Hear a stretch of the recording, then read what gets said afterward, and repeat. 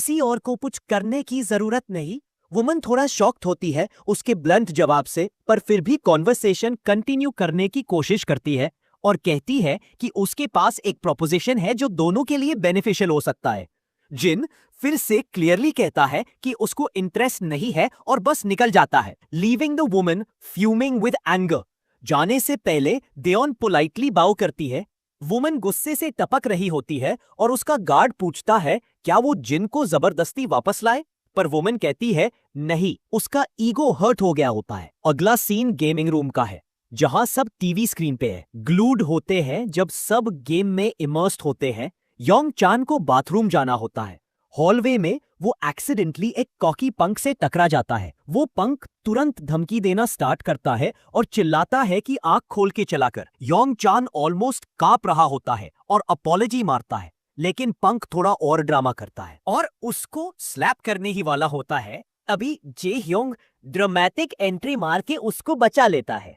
Jong उस पंक के पास जाके कहता है कि ये सब ओवर रिएक्शन है, इतना सीन बनाने की जरूरत नहीं।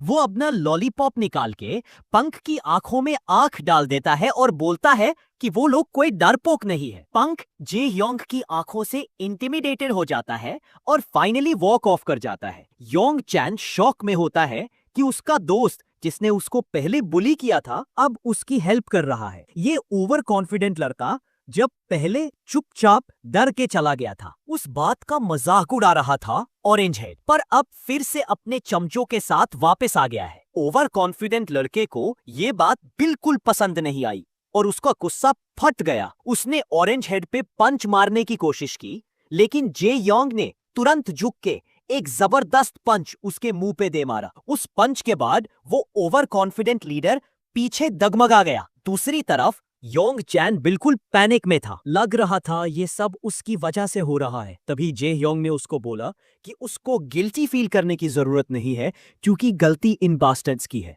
उसकी बात योंग चान के दिल को छू गई क्योंकि अपना दोस्त इतना बैडएस लग रहा था ये बोलते वक्त। फिर हाकिन बोलता है कि ये लाइन तो जिन ने भी बोली थी पहले, और जिस तरीके से जोंग ने बोली वो बिल्कुल उसी जैसे था। वो मजाक में कहता है कि जोंग ने जिन की कॉपी की और अब यूज अपनी आंखों को ब्लीच करना पड़ेगा। ऑरेंज हेड शर्मा गया और कन्फेस किया कि जब जिन ने वो लाइन बोली थी तब वो बहुत कूल लगा था और तब से वो लाइन उसके दिमाग में है, चिपक गई थी। अब ये तीनों अपनी बातों में इतने बिजी हो गए कि भूल गए कि सामने गैंग खड़ी है, पर गैंग वाले ज्यादा देर चुप नहीं रहे और अटैक कर दिया। ऑरेंज हेड ने एक थग को किक मार के पीछे गिरा दिया। फिर दूसरा थग अटैक करता है, लेकिन ऑरेंज हेड उसको भी जोर से मार के गिरा देता है। योंग चान जो एक फाइटर नहीं है, वो साइड में कंफ्यूज्ड और डरा हुआ खड़ा था। हाकिन फुल फाइट मोड में है और गूंस को धुआं बना रहा था। उसने योंग चान को बोला कि वो पीछे रहे और बस देखे। ऑरेंज हेड ने भी कहा कि ये चान प्रो गेमर हो सकता है, पर ये फाइट उसकी फील्ड नहीं है, हम संभाल लेंगे। योंग चान ये सब देख के शॉक में था, उसको यकीन नहीं हो रहा था कि ये सब उसके लिए हो रहा है। गूंस अब थक चुके थे और मार खा के जमीन पे पड़े थे। हमारे लड़के भी थक चुके थे और उनका स्टेमिना खत्म हो रहा था। तब जोंग को एक जोर का पंच पड़ता है पेट में और उसको लगता है अब तो गया काम से। ओवर कॉन्फिडेंट लड़का उसके मुंह पे पंच मारने ही वाला होता है, तभी योंग चान उस पे जंप मार देता है जैसे उसने अपने भाई को ढूंढ लिया हो। दोनों गिर जाते हैं जमीन पे। ओवर कॉन्फिडेंट लड़का योंग चान को ढकेलता है, लेकिन योंग चान उसको टाइट पकड़े रखता है। ये देख के ऑरेंज हेड अपना मौका पकड़ता है और एक हेवी किक मार देता है उस लड़के के सिर पे। इतना ब्रूटल किक था कि योंग चान की आंखों में आंसू आ जाते हैं। ऑरेंज हेड खड़ा होता है जैसे कोई बॉस हो। हकिन मजाक उड़ाता है कि योंग चान को बीच में आना पड़ा, वरना ऑरेंज हेड तो हार जाता। ऑरेंज हेड थोड़ा शर्मा जाता है और कहता है कि वो खुद ही मारने वाला था। फिर वो योंग चान की तरफ देखता है जो रोने वाला होता है और पूछता है तू ठीक है? योंग चान तुरंत कहता है कि हाँ सब ठीक है और सॉरी बोलता है कि इतनी दिक्कत उसकी वजह से हुई। सीन शिफ्ट होता है गेम रूम में, जहां हमारा लड़का फाइनली पहुंचता है, पर वहां कोई नहीं होता। वो अपने दोस्तों को कॉल करता है पर कोई फोन नहीं उठाता। तभी पीछे से कोई उसका नाम लेता है और वो मुड़ के देखता है तो उसके दोस्त होते हैं। वो हंसते हुए कहते हैं कि तू सब एक्शन मिस कर गया बेटा। बुलीज प्राउडली कहते हैं कि उन्होंने गैक टेक वाले लोगों को धोया। जब वो गेमिंग रूम के अंदर जाते हैं तो देखते हैं कि जमीन पे बहुत लोग बेहोश पड़े हैं। वो शॉक्ड हो जाते हैं और पूछते हैं कि ये सब किसने गिराया। हमारा लड़का कैजुअली बोलता है, ओ कि जब वो सबको ढूंढने आया था तब इन लोगों ने उसके यूनिफॉर्म देख के उस पे अटैक कर दिया। वो तीनों शॉक्ड होते हैं कि हमारा लड़का इतने सारे लोगों को अकेला ही गिरा गया। आर्केड में मस्ती के बाद सब मिलके खाने निकलते हैं। बेटा बुलीज वही पेस्टी फूड ले आते हैं जो योंग चैन यूजुअली खाता है, लेकिन ऑरेंज हेड ड्रिंक्स लाना भाई जाता है। वो कहता है वो ड्रिंक्स लेने जा रहा है।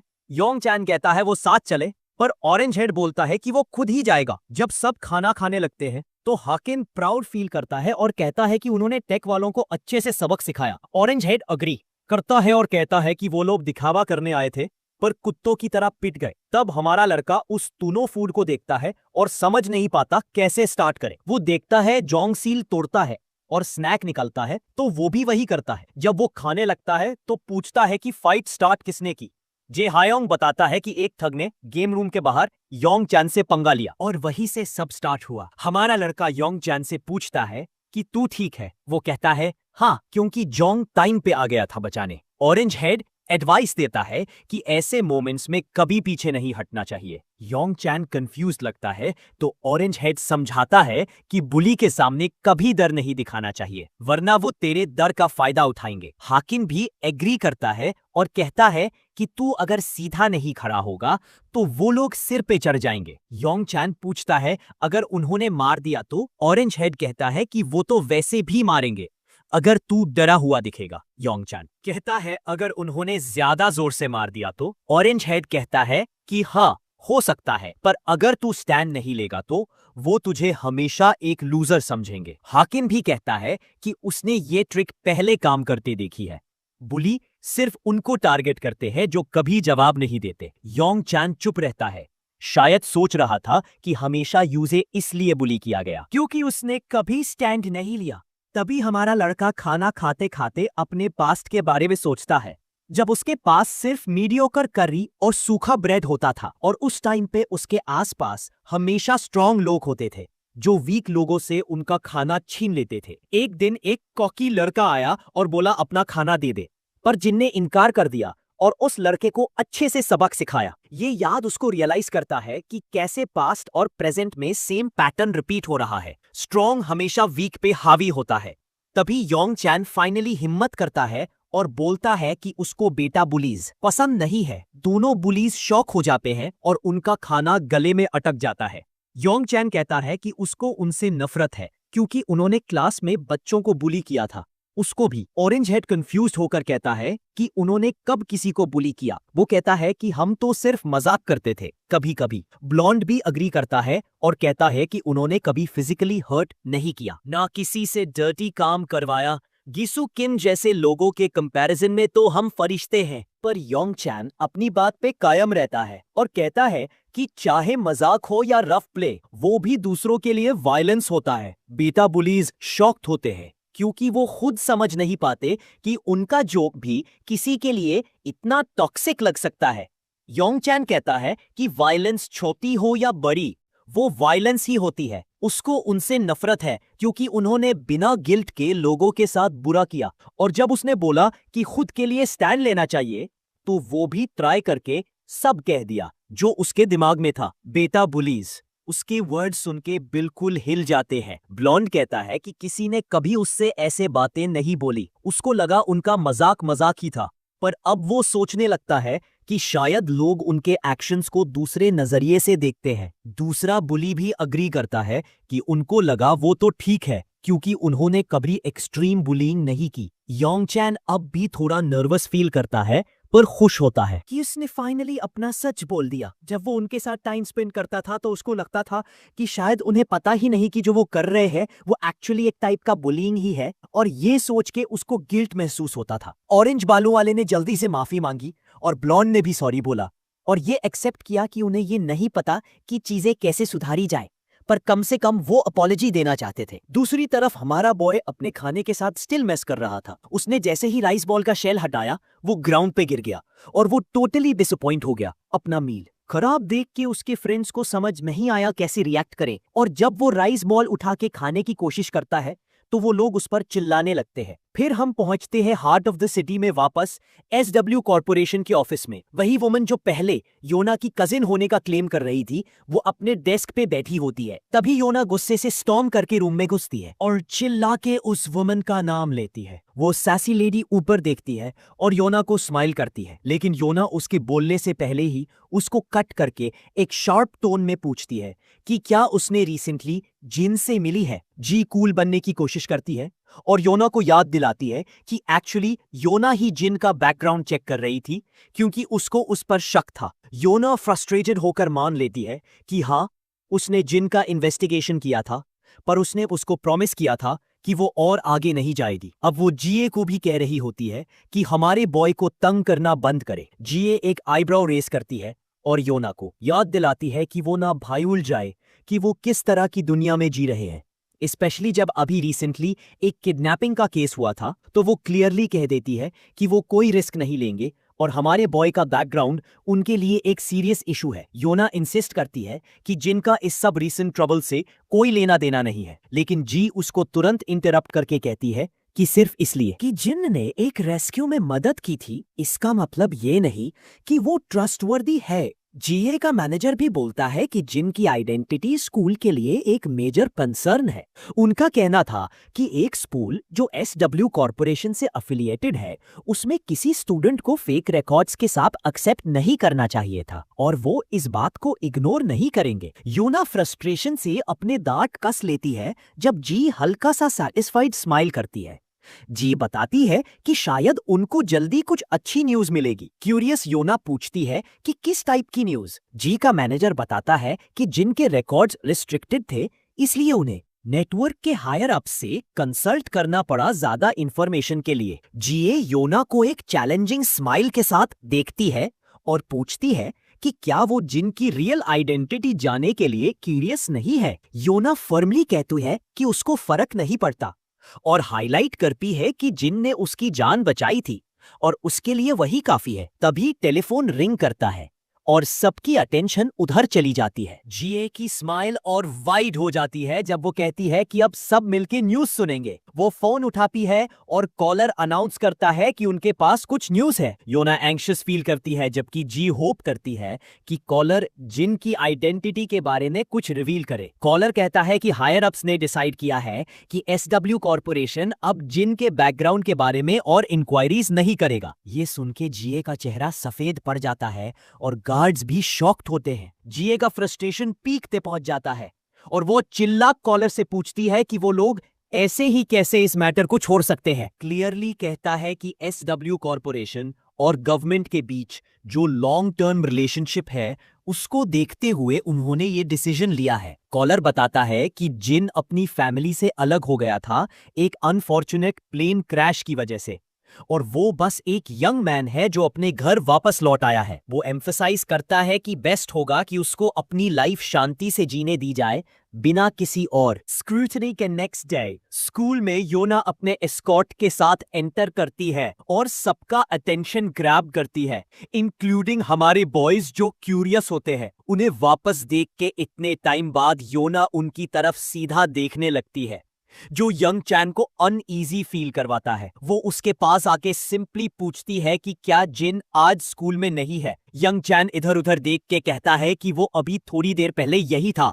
जिनंग एक्सप्लेन करता है कि जिन को कुछ मिनट पहले ऑफिस बुलाया गया था। जब योना और उसका एस्कॉर्ट सेव अपनी सीट्स पे बैठते हैं, तो एस्कॉर्ट रिवील करता है कि क्रैनमान अभी स्कूल में है। योना सरप्राइज होती है सुन के कि उसका ग्रैंडफादर स्कूल आया हुआ है और सोचती है कि उसने उसको बताया क्यों नहीं, और क्या जिन उसे मिलने ऑफिस गया होगा। ऑफिस में फाइनली हम मिलते हैं उस ओल्ड मैन से जिसके बारे में इतने टाइम से सुन रहे थे। वो काफी खुश होता है हमारे बॉयज से फाइनली मिलके, स्पेशली क्योंकि पहले जिन ने मीटिंग रिजेक्ट कर दी थी, इसलिए वो खुद ही उसका थैंक्स करने आ गया था कि उसने योना को बचाया। हमारे बॉय कहता है कि थैंक्स की कोई जरूरत नहीं है, वो सिर्फ अपनी सिस्टर को बचाने गया था और योना वहां कोइंसिडेंटली थी। ओल्ड मैन कहता है कि उसे पता है पर फिर भी वो अपनी ग्रैटिट्यूड एक्सप्रेस करना चाहता है कि उसने अपनी ग्रैंड डॉटर की जान बचाई, और उसके लिए सॉरी भी कहना चाहता है कि उसकी सिस्टर उस सब में इन्वॉल्व हुई। हमारे बॉय फिर से क्लैरिफाई करता है कि वरी करने की जरूरत नहीं है, क्योंकि योना ऑलरेडी माफी मांग चुकी है। ओल्ड मैन थोड़ी देर चुप हो जाता है और हमारा बॉय क्लास की तरफ बढ़ने लगता है। तभी ग्रैंडपा फाइनली पूछता है कि क्या वो योना का बॉडीगार्ड बनेगा, और एक्सपेक्टेडली वो सीधा मना कर देता है और क्लियर कर देता है कि ये कोई ऐसी रिस्पॉन्सिबिलिटी नहीं है जो एक एवरेज टीनेजर निभाया सके। ओल्ड मैन उसको याद दिलाता है कि एक एवरेज टीनेजर तू एक्स स्पेशल फोर्सेस किडनैपर्स के ग्रुप को भी हैंडल नहीं कर सकता था। जिन पॉइंट करता है कि योना के पास ऑलरेडी एक इंटरनल सिक्योरिटी टीम है जो उसको एक्स गार्ड करती है। ओल्ड मैन अग्री करता है, लेकिन कहता है कि सिक्योरिटी टीम स्कूल में नहीं हो सकती, और वैसे भी योना नॉर्मली नहीं जी पाएगी अगर उसके पीछे हमेशा एक टीम लगी हो। वो बताता है कि सोकू पहले उसकी सिक्योरिटी हैंडल करता था, लेकिन रीसेंट इंसिडेंट ने प्रूव कर दिया कि वो राइट पर्सन नहीं है, इसलिए वो ये जॉब जिन को देने का सोच रहा है। जिन फिर से वॉक अवे करने लगता है और कहता है कि वो हेल्प नहीं कर सकता। ओल्ड मैन एक सेकंड के लिए चुप हो जाता है, फिर कहता है कि वो सिर्फ योना को बचाने के लिए थैंक्स कहने नहीं आया था, वो उसके 3 साल पुराने एक काम के लिए भी थैंक करना चाहता था। जिन ये सुन के फ्रीज हो जाता है और तुरंत ओल्ड मैन की तरफ टर्न करता है। ओल्ड मैन बोलता रहता है कि वो कब से वेट कर रहा था उसका थैंक्स करने का, क्योंकि अगर उसने वो काम नहीं किया होता तो वो अपने बेटे को मरने से पहले देख नहीं पाता। ये सुन के क्लियर होता है कि जिन को वो बात याद है, पर वो कूल बन के कहता है कि वो सिर्फ एक नॉर्मल जॉब था। ओल्ड मैन इंसिस्ट करता है कि वो एक डेंजरस जॉब था जो कोई और नहीं करना चाहता था, और जिनकी सक्सेस की वजह से ही वो अपने बेटे को लास्ट टाइम देख पाया, और उसका बेटा जिनके बारे में अक्सर बात करता था। ओल्ड मैन रिवील करता है कि उसका बेटा चिंता करता था और उसने बोला था कि पता लगाओ कि जिन मर्सिनरी क्यों बना। ओल्ड मैन ने उसको ढूंढने की कोशिश की, पर कोई लीड नहीं मिली, और अब जब फेथ ने उन्हें फेस टू फेस ला दिया है तो वो कहता है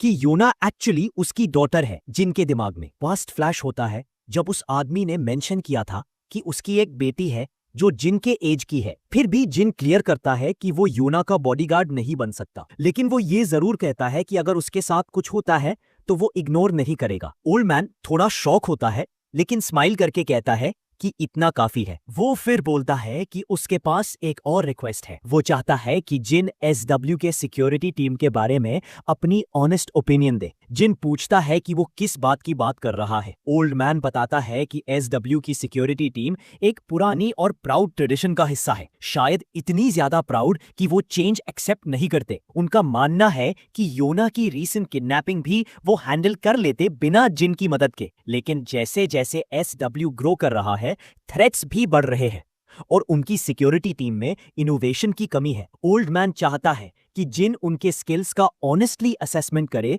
और ये एक पेड असाइनमेंट होगा। जिन एक साय लेता है जैसे सब कुछ एक हेडेक हो। फिर वो फाइनली अपनी क्लास में वापस चला जाता है। जैसे ही वो एंटर करता है योना उसको ग्रीट करती है, लेकिन वो उसको क्लियरली इग्नोर करके अपनी सीट पर चला जाता है। टीचर क्लास स्टार्ट करता है और जिन साइलेंटली बैठा रहता है। वो ओल्ड मैन के वर्ड्स के बारे में सोच रहा होता है। उसको रियलाइज होता है कि योना के फादर का डेथ हो चुका है, क्योंकि ओल्ड मैन ने कहा था कि उसने अपने बेटे को मरने से पहले देखा।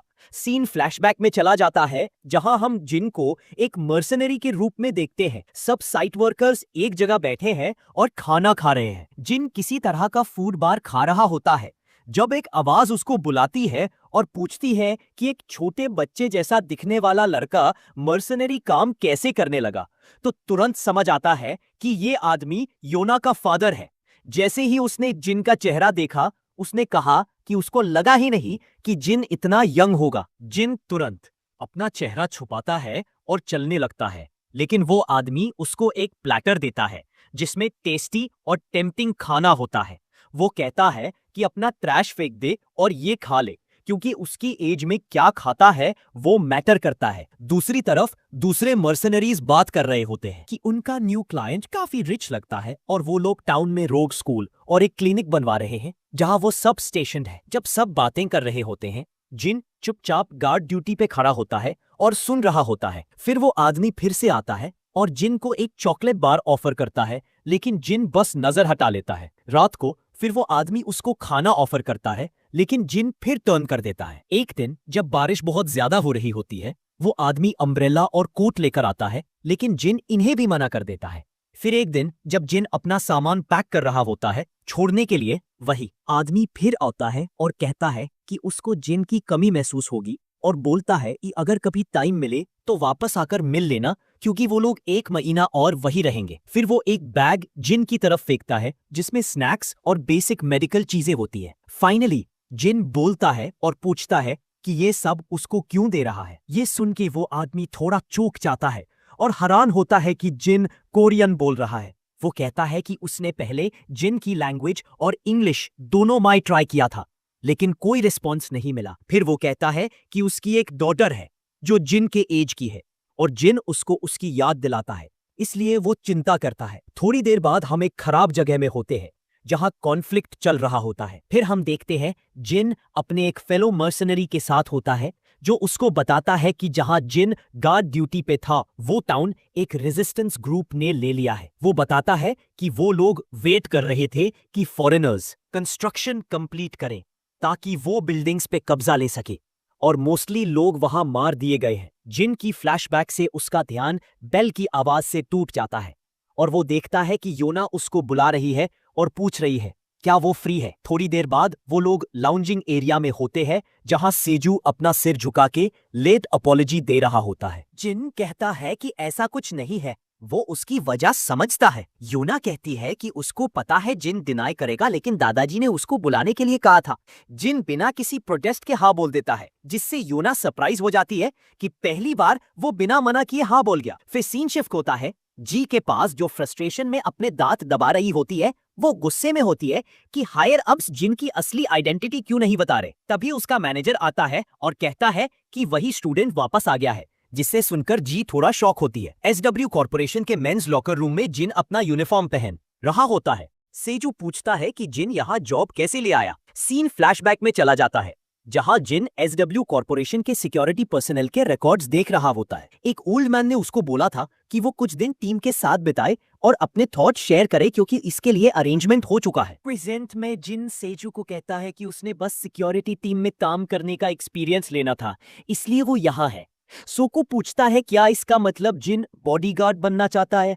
जिन फिर सेजू से पूछता है क्या वो ट्रेनिंग ज्वाइन नहीं कर रहा, तो सेजू बताता है कि आज की ट्रेनिंग टीम की है और वो टीम का हिस्सा है। टीम योना को एक्सक्लूसिवली एस्कॉर्ट कर दी है और टीम मिस जी और उनके पेरेंट्स को। फिर सीन शिफ्ट होता है ट्रेनिंग हॉल में जहां सब पर्सनल ग्राउंड पे बैठे होते हैं। एक इंस्ट्रक्टर सबको बताता है कि जिन कुछ दिन के लिए इनके साथ ट्रेनिंग करेगा। वो सेजू के क्लास का ही है और चेयरमैन ने अलाउ किया है कि वो प्रोग्राम ज्वाइन करे। एक बंदा हाथ उठाता है और पूछता है क्या ये वही स्टूडेंट है जिसने किडनैपिंग वाले केस में हेल्प की थी। सीनियर कंफर्म करता है हाँ ये वही लड़का है।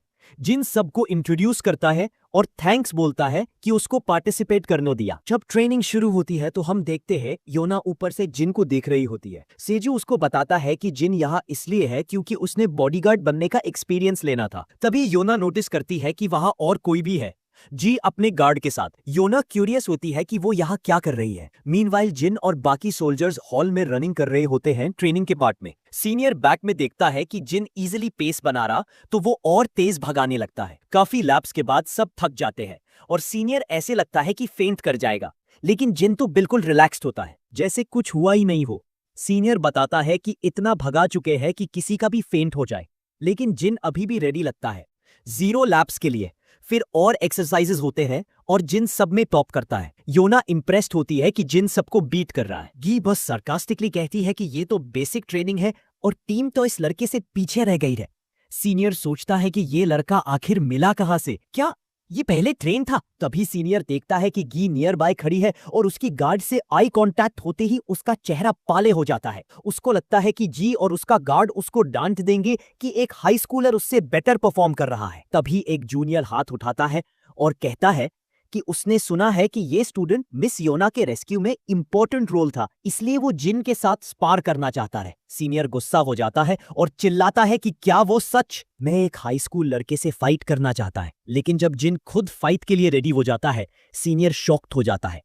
वो अपना सिर खुजाता है और फाइनली अग्री करता है। जूनियर को बोलता है कि प्रोटेक्टिव गियर ले आओ। थोड़ी देर बाद दोनों लड़के तैयार होते हैं। योना सोचती है क्या ये सेफ होगा। सोकू कहता है देखना मुश्किल है क्योंकि सामने वाले लड़के टफ है। जीता कहती है कि अगर ये हाई स्कूलर जीत गया तो ये तो काफी फनी होगा। उसने सुना है कि लड़के की फाइटिंग स्किल्स एक्स्ट्रॉर्डिनरी है, लेकिन उसका गार्ड कहता है कि ये ट्रेन्ड मैन के सामने कुछ नहीं है। सीनियर दोनों को कहता है कि लाइटली स्पार करें और जूनियर भी अग्री करता है। फिर वो दोनों को रेडी होने को बोलता है।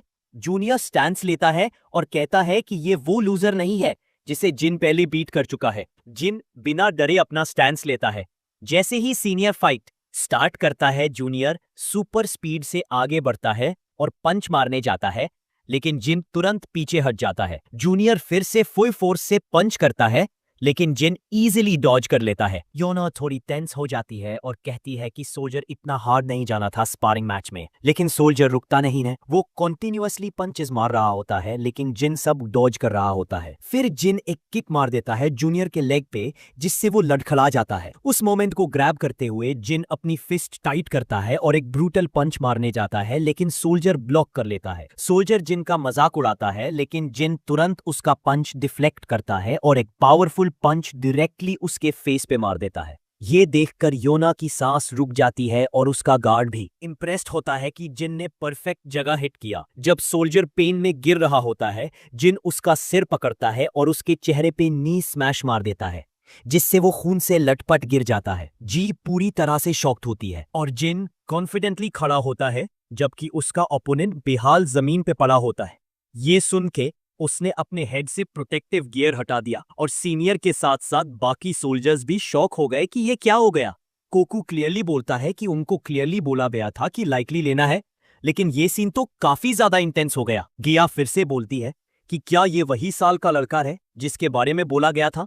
तभी उसके बॉडीगार्ड का गुस्सा हेड तक पहुंच गया, क्योंकि टीम उसी की टीम का पार्ट है और उससे बिल्कुल भी अच्छा नहीं लग रहा कि उसकी टीम का बंदा एक टीनेजर से पीटेगा। बाकी सोल्जर्स अपने बेहाल साथी को ग्राउंड से खींच रहे हैं और जिन अभी भी पूरे अटेंशन का सेंटर बना हुआ है। सीनियर को अब कोई डाउट नहीं है कि जिन ही था जिसने योना को किडनैपर से बचाया। गी के बॉडीगार्ड की आंखों में गुस्सा क्लियरली दिख रहा है। सब सोल्जर्स पैनिक कर रहे हैं, स्पेशली सीनियर जो इतना ज्यादा पसीना छोड़ रहा है जैसे उसकी लाइफ खतरे में हो। फिर एक और सोल्जर बियांग चॉय हाथ उठाता है और जिन के साथ स्पार करने की रिक्वेस्ट करता है। सीनियर यूज याद दिलाता है कि वो ऑलरेडी एक बच्चे से हार चुके हैं और फिर से एम्बैरेस नहीं होना चाहते, लेकिन बियांग फुल कॉन्फिडेंस में कहता है कि वो जिन के इंप्रेसिव स्किल्स देखकर काफी एक्साइटेड है। सीनियर कहता है कि सबको एक साथ जिन पे नहीं टूट पड़ना चाहिए, पर जिन बोलता है कि उसको बिल्कुल भी थकन नहीं है और वो रेडी है। उसने तो अभी तक प्रॉपरली मूव भी नहीं किया। ये सुनकर सब लोग थोड़ा हिल गए, क्योंकि जिस बंदे ने एक टॉप सोल्जर को धूल चटा दी, वो कह रहा है कि अभी तक उसने प्रॉपरली ट्राई भी नहीं किया। That's it. कुकू एक हल्की सी सिग लेता है, जैसे उसे सरप्राइज नहीं मिला हो। बियांग फाइनली रिंग में आता है और जिन के सामने खड़ा होता है और अपने मसल्स स्ट्रेच करते हुए कैजुअली पूछता है कि जिन ने ऐसे फाइट करना कहां सीखा। जिन फिर पूछता है कि क्या बियांग अपना हेडगियर नहीं पहनेगा, तो बियांग बोलता है कि उसको उसकी जरूरत नहीं। जिन को कह देता है कि अगर वो चाहे तो पहन सकता है, लेकिन जिन ने तो बस उसके लिए पूछा था, उसे भी हेडगियर की कोई परवाह नहीं थी, तो वो बस उसको साइड में फेंक देता है। इस बात पे बियांग भी हैरान होता है और योना भी। तभी बियांग थोड़ा एटीट्यूड में आकर जिन को पंख कहकर कहता है कि उसे उसका स्पिरिट पसंद आया। जी क्यूरियोसिटी में अपने बॉडीगार्ड से पूछती है कि इस बार क्या होगा। बॉडीगार्ड एडमिट करता है कि पहले उन्होंने जिन को अंडर एस्टिमेट किया। आगे क्या होता है? क्या जिन इस बार भी सबको शॉक करेगा या इस फाइट में कुछ बदल जाएगा? जाने के लिए मिलते हैं नेक्स्ट एपिसोड में।